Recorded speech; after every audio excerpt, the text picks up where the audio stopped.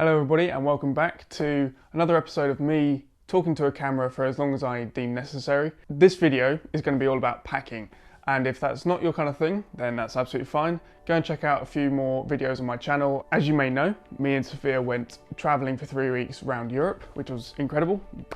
We had a really good time, and I wanted to make a very quick video of my breakdown of how we packed for 3 weeks worth of travel, and also some tips to help you avoid making mistakes that I did. So in theory, this video is going to be how to pack for 3 weeks worth of travel, and also how not to pack for 3 weeks worth of travel. So the main thing that I actually want to address in this video is the size of this backpack. This is what I took with me to Europe. This is just a big sort of standard, I don't even know, it's a Highlander something or other. I bought this years ago for Duke of Edinburgh, if anybody knows what that is. And yeah, it was sort of the first bag that I grabbed. Just because I thought I was going to need a lot of stuff, which isn't true. You really do not need a lot of kit when you're traveling. The only reason you would need a lot of kit is if you're hiking, and we weren't. We were going city to city. Obviously, if I was hiking, then it would have been a different scenario, but to be honest, looking back, I'm not sure why I bought a bag this big. I mean, it is literally massive. You can't see me anymore.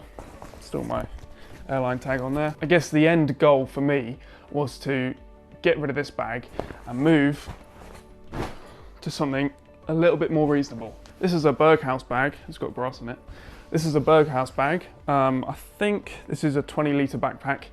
And this is the challenge that I set myself. I wanted to see if I could analyse what I took with me, break it down, and chuck it into a bag that is much smaller than what I actually took with me. Let's just get into it. Let me walk you through how I pack for 3 weeks worth of travel, what I took with me, why I took it with me, and how I got it to fit in this bag. So, like I said, if you're not interested in this kind of thing, go onto my channel, watch some other videos, go and watch the travel videos that we made actually, because I worked hard on them and I think they're probably the nicest videos on my channel so far. So, we're gonna start at the top. This little cube, this is actually a like a packing cube from a Sigma lens. I think it's a Sigma lens I'm filming on now actually.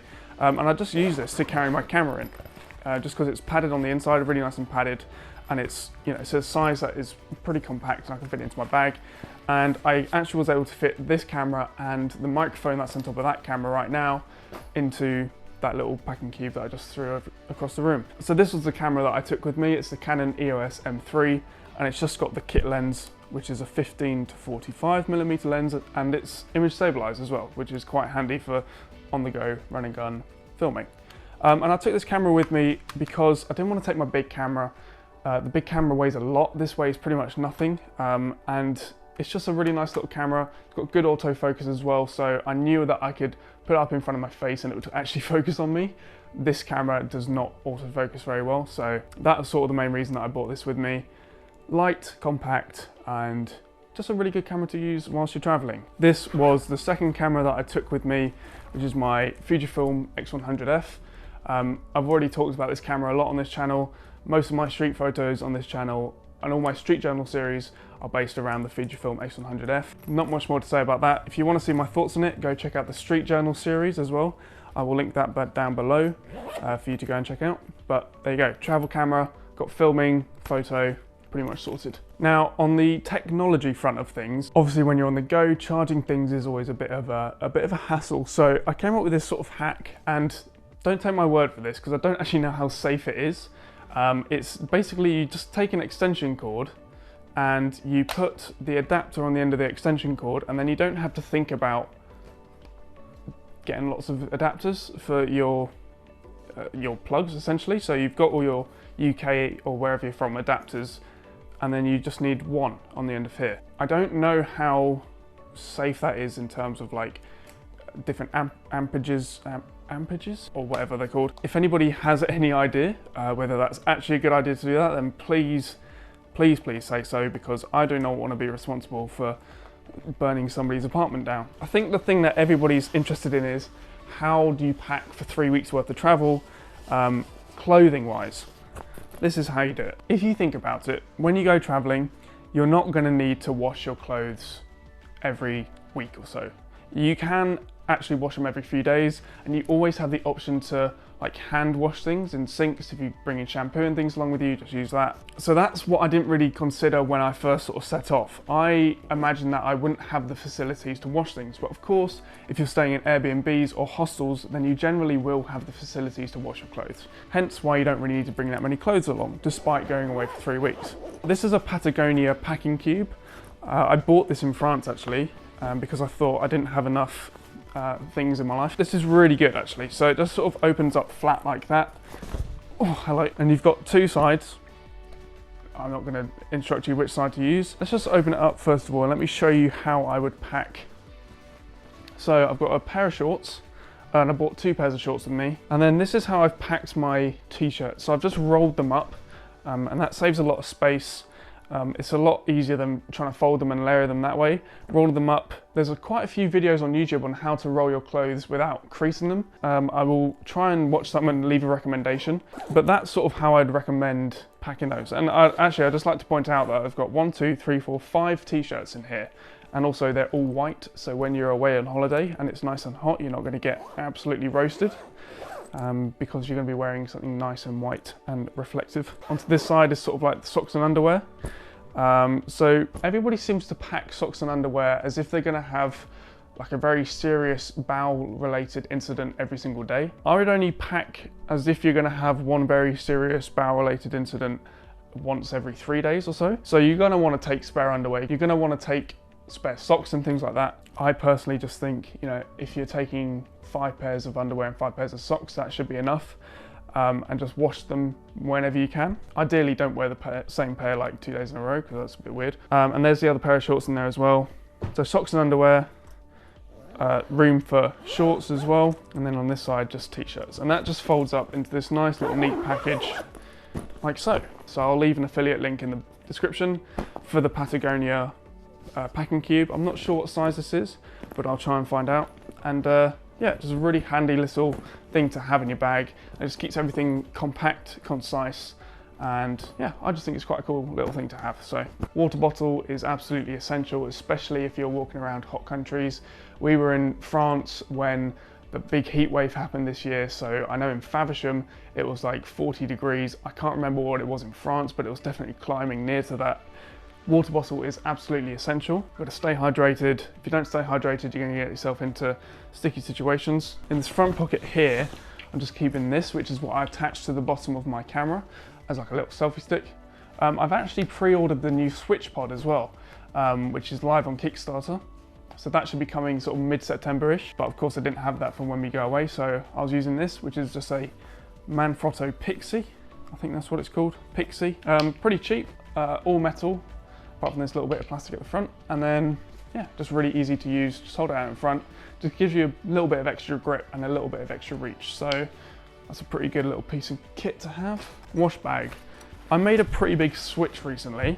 Something that I never thought I'd do. And I've gone from using a wet razor to a dry, portable travel razor thing. So this is quite handy to have if you're traveling. Just runs on batteries, just made by Philips.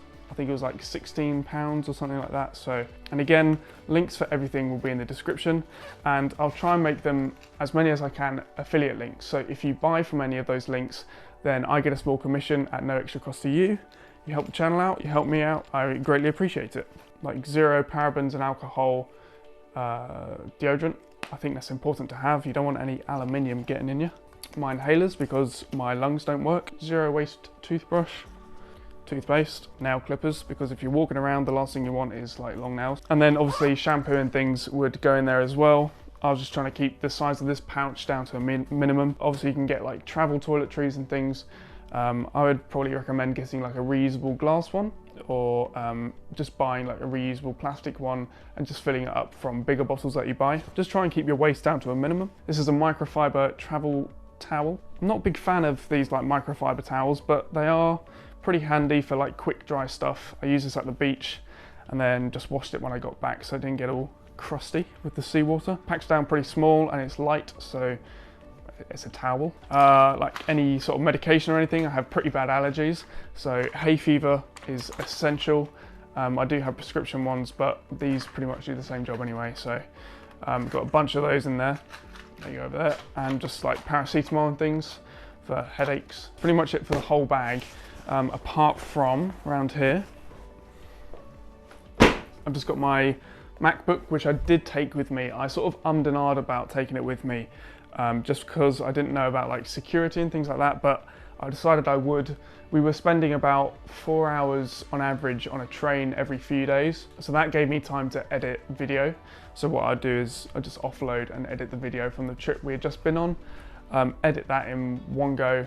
Usually takes me about 2 to 3 hours for like a 5 to 10 minute video. This was really handy to have, and it actually helped a lot with like planning things, getting Airbnbs ready, things like that. So I'm not sure if I'd recommend taking your laptop with you, but if you feel like you should, just for work or just for the simple pleasure of having a laptop and a powerful machine with you, then go for it. The only other thing that I don't have with me was this guy, which is it's a SanDisk Extreme 500.